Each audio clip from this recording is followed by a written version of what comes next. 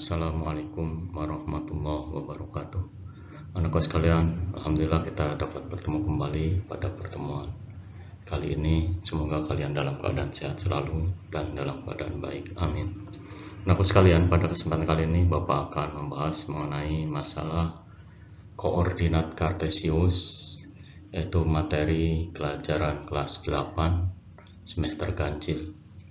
Anak-anak sekalian, di dalam koordinat kartesius nanti kita akan mempelajari tentang posisi titik terhadap sumbu koordinat. Yang kedua yaitu posisi titik terhadap titik asal dan titik tertentu. Koordinat kartesius itu pernah dibahas di kelas 5 SD, yaitu tentang menentukan titik-titik koordinat kartesius. Nah, di sini di SMP kelas 8 kalian lebih detail lagi, lebih teliti lagi membahas mengenai bagaimana posisi titik terhadap sumbu koordinat dan posisi titik asal dan terhadap titik tertentu yang belum pernah dibahas di SD. Anak-anak sekalian, tujuan dari pembelajaran ini adalah yaitu untuk pertama, kalian dapat menentukan posisi titik terhadap sumbu X dan sumbu Y. Yang kedua, kalian dapat menentukan bagaimana posisi titik terhadap titik asal dan titik tertentu. Nah, kalau di SD biasanya terhadap titik asalnya saja, sedangkan sekarang ditambah dengan titik tertentu. Posisi titik terhadap sumbu X dan sumbu Y sekarang. Karena sumbu koordinat itu ada sumbu X dan sumbu Y. Maka sekalian, kita akan mencari bagaimana posisi titik-titik. Kalian perhatikan di sini ada koordinat kartesius. Bapak ingatkan kembali waktu di SD kalian belajar tentang koordinat kartesius, yaitu yang pertama ada sumbu X. Ini tadi ada garis mendatar yaitu sumbu X atau garis horizontal, dan ada sumbu Y yaitu garis yang vertikal. Nah, kemudian perpotongannya itu disebut titik asal yaitu titik O. Nanti koordinatnya adalah 0,0. Nah, di sini titik asalnya perpotongan antara sumbu X dan sumbu Y. Nah, sekarang kalian perhatikan sekarang titik A, bagaimana posisi titik A terhadap sumbu Y atau titik A dari sumbu Y. Ternyata titik A dari sumbu Y itu jaraknya adalah 3 satuan. Kemudian dari sumbu X kita hitung ada 6 kotak, jadi 6 satuan. Sehingga dapat disimpulkan jarak titik A terhadap sumbu Y adalah 3 satuan dan titik A terhadap sumbu X adalah 6 satuan, atau di sana berjarak 3 satuan dari sumbu Y dan berjarak 6 satuan dari sumbu X. Kemudian perhatikan titik B. Titik B di sana dari sumbu Y itu 4 satuan atau 4 kotak, dari sumbu X juga 4 kotak, sehingga dapat kita tarik kesimpulan bahwa titik B berjarak 4 satuan dari sumbu Y dan berjarak 4 satuan dari sumbu X. Baik anakku sekalian, kita lanjutkan ke yang berikutnya tentang menentukan jarak ke sumbu X dan ke sumbu Y dari sebuah titik. Kalian perhatikan di sana ada gambar koordinat kartesius, kemudian ada tabel. Kemudian Bapak perhatikannya di sana, kalian memperhatikan titik A, titik B, dan titik C. Kita akan bahas. Di dalam tabel di sana jarak ke sumbu X titik A adalah 6. Nah, perhatikan kalian titik A.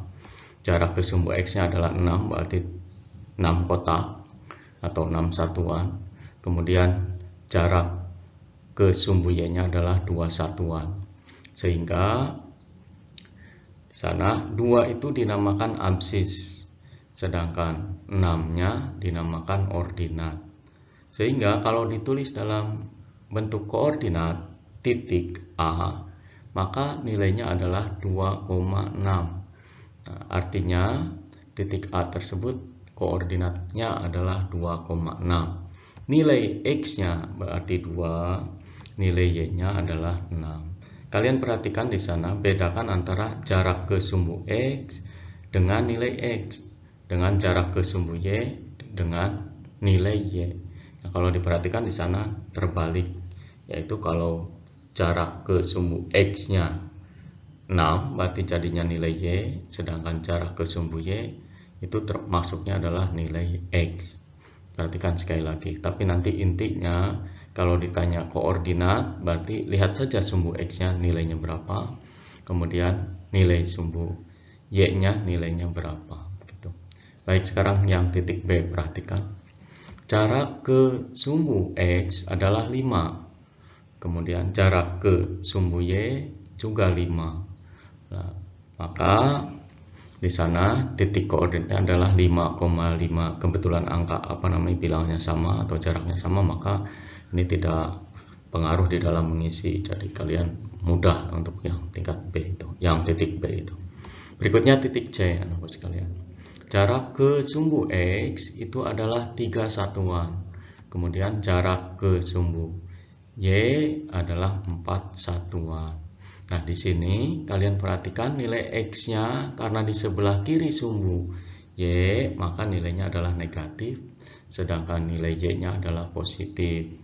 Nah, sehingga nilai dari absisnya adalah negatif 4 dan ordinatnya adalah 3. Nah, kalian diperhatikan nanti akan dibahas selanjutnya bagaimana posisi titik sebelah kanan atau sebelah kiri dari sumbu X dan sumbu Y, atau nanti di atas dan di bawah sumbu X. Itu seperti itu nanti dibahas. Nah, sekarang posisi titik pada koordinat kartesius tadi secara umum dipasangkan, yaitu berurut X, Y. Artinya nanti X itu dilihat dari sumbu X dan Y-nya dilihat nilai dari sumbu Y. Nah, bilangan X menyatakan jarak titik itu dari sumbu Y, sedangkan bilangan Y menyatakan jarak titik itu dari sumbu X. Kemudian sumbu X dan sumbu Y itu membagi koordinat kartesius menjadi 4 kuadran atau 4 daerah. Nanti ada yang namanya kuadran 1, kuadran 2, kuadran 3, dan kuadran 4.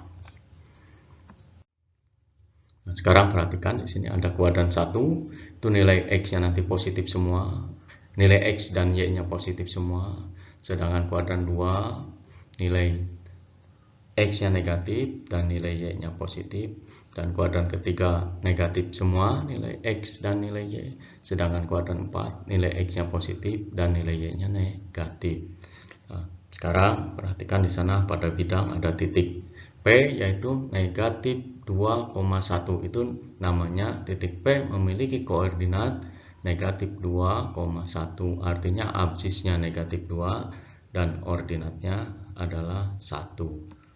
Kemudian titik Q itu titik koordinatnya adalah 2,3. Berarti absisnya adalah 2, sedangkan ordinatnya adalah 3. Ayo kita berlatih, Bapak sekalian. Mari kita lebih mendalami lagi. Di sini ada beberapa titik. Nah, ada pertanyaannya, sebutkan titik-titik yang mempunyai jarak sama terhadap sumbu X. Nah, kalian perhatikan di sana sumbu X-nya apa garis merah, di sana sumbu X. Sekarang mencari titik yang jaraknya sama. Nah, perhatikan di sana terhadap sumbu X, kalian perhatikan di sana titik A dan titik B. Jaraknya adalah 3 satuan atau 3 kotak. Kemudian selain itu tidak ada lagi. Kita cari lagi terhadap sumbu X, yaitu titik C dan D. Itu jaraknya adalah 4 kotak atau 4 satuan. Kemudian perhatikan lagi ada titik yang sama lagi, jaraknya tidak. Nah, ternyata yaitu titik G dan I. G dan I jaraknya adalah 6 satuan. Jadi dapat kita jawab jarak yang sama terhadap sumbu X ada beberapa pasang titik. Kita lanjutkan. Sekarang ada pertanyaan lagi. Sebutkan titik-titik yang mempunyai jarak sama terhadap sumbu Y. Seperti halnya tadi, kita dapat menyelesaikan. Sumbu Y kita kasih ciri hijau oleh Bapak di sana sebagai patokannya, mana yang sama. Nah, titik A dengan titik B dengan titik H, di situ jaraknya sama, yaitu berapa satuan, tinggal dihitung kotaknya ada berapa, berarti ada 4. Sehingga titik A, titik B, dan titik H berjarak 4 satuan terhadap sumbu Y. Berikutnya ada lagi tidak? Nah, titik C dengan titik D, yaitu jaraknya adalah 3 satuan terhadap sumbu Y.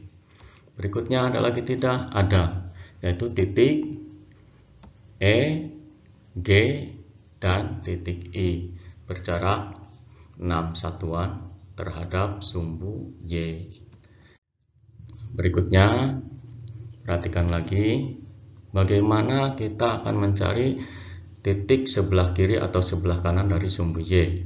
Nanti kalau sebelah kiri nilainya negatif, sebelah kanan nilainya positif, nilai X-nya tentunya. Baik, perhatikan di sana sumbu Y. Nah, kita yang namanya patokan kanan itu seperti tangan kanan kita di sebelah kanan, ingat tangan kanan kita. Kemudian yang kiri, ingat tangan kiri kita. Nah, itu namanya sebelah kanan dan sebelah kiri. Nah, perhatikan yang sebelah kanan ada berapa titik? Nah, ada 4 titik, yaitu titik A, titik E, titik D, titik I. Bapak diurutkan saja dari atas ke bawah. Itu terletak di sebelah kanan sumbu Y. Kemudian yang sebelah kirinya yaitu titik G, titik B, titik C, dan titik H. Itu terletak di sebelah kiri. Sehingga kalau kanan berarti positif, kalau kiri negatif. Berikutnya juga nanti kalau atas positif, kalau bawah negatif. Lah nanti ke depannya seperti itu. Sekarang ada pertanyaan lagi. Berapa jarak titik E terhadap sumbu X dan sumbu Y, dan terletak di sebelah mana terhadap sumbu X dan sumbu Y? Jadi ini ada 2 pertanyaan. Pertama jarak, juga letaknya. Nah, sekarang titik E kita kasih ciri. Ditanyakan titik E terhadap sumbu X dan sumbu Y. Sekarang perhatikan terhadap sumbu X. Di sumbu X, E itu terletak di sumbu X, jadi nempel. Maka kita jawab ya jaraknya ya 0 terhadap sumbu E. Sedangkan ke sumbu Y-nya kita perhatikan dari E ditarik ke kiri ada berapa kotak. Nah, artinya titik E itu terletak pada sumbu X. Berikutnya titik E berjarak ada berapa kotak ke sumbu Y? Dihitung saja di sana ada 6 kotak. Sehingga titik E berjarak 6 satuan terhadap sumbu Y dan terletak di sebelah kanan sumbu Y karena posisinya di sebelah kanan. Berikutnya anakku sekalian, perhatikan tentang kuadran yang tadi Bapak bahas. Di dalam kuadran ada 4, yaitu ada kuadran 1, kuadran 2, kuadran 3, dan kuadran 4. Nah, di sini ditanyakannya, manakah titik-titik pada gambar di samping terletak di kuadran berapa? Nah, perhatikan sekarang. Titik A berada di kuadran 1. Kemudian titik B berada di kuadran 2. Berikutnya titik C berada di kuadran 3. Ya, titik D berada di kuadran 4. Kemudian titik E. Nah, perhatikan titik E itu terletak pada sumbu X, berarti dia berada di kuadran 1 dan kuadran 4. Jadi perbatasan dari ke 1 ya iya, ke 4 juga iya. Jadi dia posisinya tepat terletak pada sumbu X, jadi kuadran 1 dan kuadran 4. Kemudian titik F juga sama terletak di sumbu Y, berarti terletak di kuadran 1 dan kuadran kedua. Berikutnya titik G terletak di kuadran kedua, kemudian titik H ketiga, dan yang terakhir titik I di kuadran berapa? Kuadran keempat. Ya, bagus. Anak-anak sekalian, kita lanjutkan posisi titik terhadap titik asal dan titik tertentu. Nah, sekarang perhatikan gambar. Di sini ada denah perkemahan. Ada pos utama, ada pasar, ada tenda 2, tenda 4, tenda 1 dan seterusnya. Baik, perhatikan di sini. Nah, kita akan menentukan bagaimana posisi beberapa objek terhadap pos utama. Jadi nanti pos utama sebagai acuannya. Jadi acuannya itu pos utama. Yang lainnya ikuti pada pos utama nanti. Berikutnya, bagaimana posisi beberapa objek terhadap tanah lapang. Artinya yang jadi patokannya adalah tanah lapang sebagai titik acuannya.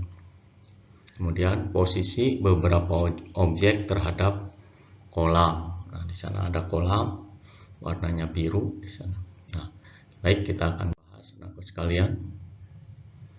Nah, berikutnya di sini Bapak ambil lagi gambarnya, akan dibuat sebuah tabel. Di sini ada tempat, yaitu ada perumahan dan pemakaman. Nanti akan dibahasnya cuma perumahan saja. Nah, kemudian ada posisi tempat terhadap pos utama. Kemudian keterangannya bagaimana posisi terhadap posisi tempat terhadap tanah lapang. Nanti keterangannya bagaimana posisi tempat terhadap kolam, juga keterangannya bagaimana. Baik, kita akan bahas tentang posisi perumahan terhadap pos utama. Jadi pos utama, sekalian, sebagai titik acuan, kemudian menuju perumahan. Nah, bagaimana cara mengerjakannya? Nah, pos utama Bapak kasih ciri di sana sebagai titik acuannya, berarti mulai bergerak dari pos utama. Kemudian menuju perumahan. Dari pos utama menuju perumahan, bagaimana kita bergeraknya? Berarti ke kanan. Ada berapa kotak? Ada 6 kotak ke arah kanan. Berarti nanti positif nilainya. Kemudian dilanjutkan ke atas. Ada berapa kotak? Ada 5 kotak. Jadi di sana dapat disimpulkan 6 satuan ke kanan, keterangannya 5 satuan ke atas. Nah, dapat disimpulkan koordinatnya bagaimana? Koordinatnya berarti 6,5. Nah, itu tadi hanya satu saja Bapak bahas. Sekarang diperdalam lagi bagaimana posisi hutan terhadap pemakaman. Bapak ambil, kalau tadi dalam bentuk tabel, sekarang langsung khusus dalam bentuk satuan. Nah, sekarang pemakaman sebagai titik acuan tadi. Caranya menuju hutan, berarti bergerak pemakaman menuju hutan ke kiri. Berapa? 3 kotak, berarti 3 satuan, 3 langkah atau 3 satuan ke kiri. Berikutnya dilanjut ke atas, berapa? 7 satuan atau 7 kotak. Maka dapat disimpulkan posisi hutan terhadap pemakaman 3 langkah ke kiri dan 7 langkah ke atas. Sehingga kalau ditulis dalam koordinatnya adalah negatif 3,7. Mengapa negatif? Karena arahnya ke kiri. Dilanjut anak sekalian. Kita masuk lagi supaya lebih paham lagi. Bagaimana menentukan posisi pos 3 terhadap teka-teki tersembunyi. Baik, ini ada gambarnya. Pos 3 kita cari di mana? Nah, dengan posisi teka-teki tersembunyi. Nah, berarti teka-teki tersembunyi sebagai titik acuan, kemudian pos 3-nya sebagai langkah berikutnya. Dari teka-teki ke pos 3 itu bergeraknya ke kanan. Ada berapa kotak? Ada 9. Nah, bagaimana cara mudahnya? Di sana ada negatif 6 dengan 3. Lah, tidak usah melihat bilangannya, langsung aja 6 ditambah 3 sama dengan 9. Itu cara cepat menghitung. Kemudian dilanjut sama 2 ditambah 3, yaitu 5 kotak. Sehingga 9 langkah ke kanan di sana dan dilanjutkan 5 langkah ke bawah, atau koordinatnya adalah 9, negatif 5. Karena ke kanan positif, ke bawahnya adalah negatif. Nah, Bapak sekalian, itulah tadi Bapak sudah menjelaskan bagaimana posisi titik terhadap titik asal dan bagaimana mencari posisi-posisi titik terhadap titik yang lain. Nah, sekarang untuk memperdalam materi yang kalian tadi Bapak berikan, nah, silakan kalian mempelajari latihan. Di sini ada 4 latihan yang Bapak berikan. Yang pertama itu ada gambar dari buku paket, semuanya Bapak ambil. Nah, gambar yang pertama ada aliran sungai. Di sana aliran sungai, kemudian terletak pada koordinat kartesius. Ada yang kuadran 1, kuadran 2, kuadran 3, dan kuadran 4, dan seterusnya. Silahkan kalian dalami, kita bahas. Itu gambar di samping menunjukkan aliran sungai yang melewati beberapa titik dalam koordinat kartesius. Nah, sekarang pertanyaan yang pertama, coba sebutkan 5 koordinat titik-titik yang dilalui oleh aliran sungai tersebut. Yang kedua, sebutkan titik-titik yang dilewati aliran sungai yang berada pada kuadran 1, kuadran 2, kuadran 3, dan kuadran 4. Berikutnya yang C, sebutkan koordinat titik A, B, C, dan D terhadap titik G.